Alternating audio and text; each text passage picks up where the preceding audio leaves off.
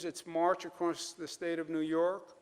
Only 2 counties now that don't have cases.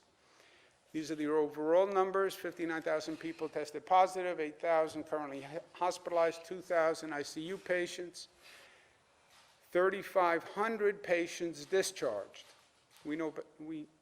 Nobody really points to these numbers, but this is good news. 846 people came out of hospitals yesterday, discharged, after being treated for COVID, right? So, yes, people get it.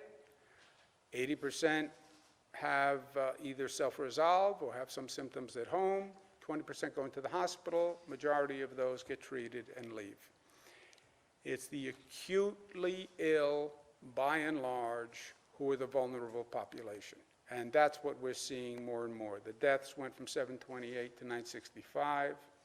What's happening now is, as I mentioned yesterday, people are on the ventilator longer and longer. The longer you are on a ventilator, the less your chance of ever getting off that ventilator.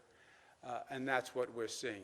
And we will continue to see the number of deaths increase.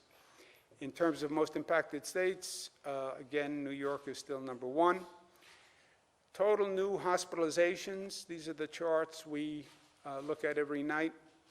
The number is up 1,175. It was 847 the night before. These bounce night to night. Any one night's data could have a number of variables in it. What hospitals actually reported, when they reported it, how accurate they were. So more you look for a trend line more than anything else. And there are trend lines. If you look early on, the hospitalization rate was doubling every 2 days.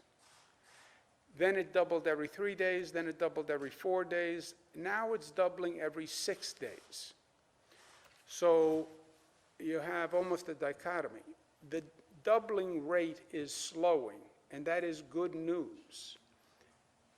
But the number of cases are still going up. So you're still going up towards an apex, but the rate of the doubling is slowing, which is good news.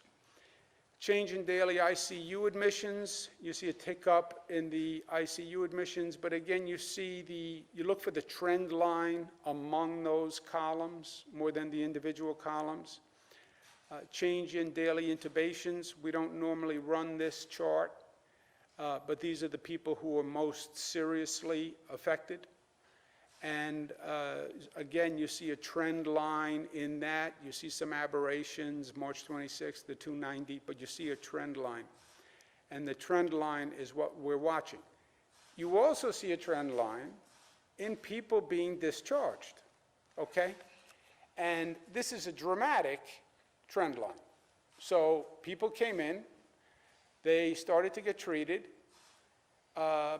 only March 18th, right? So we're only talking about 10 days. They started to get treated. A few of them got out early, a few more, a few more, a few more, a few more, and now you're seeing the discharge number trend way up, because that's what's going to happen. People go into the hospital, they get treated, they leave.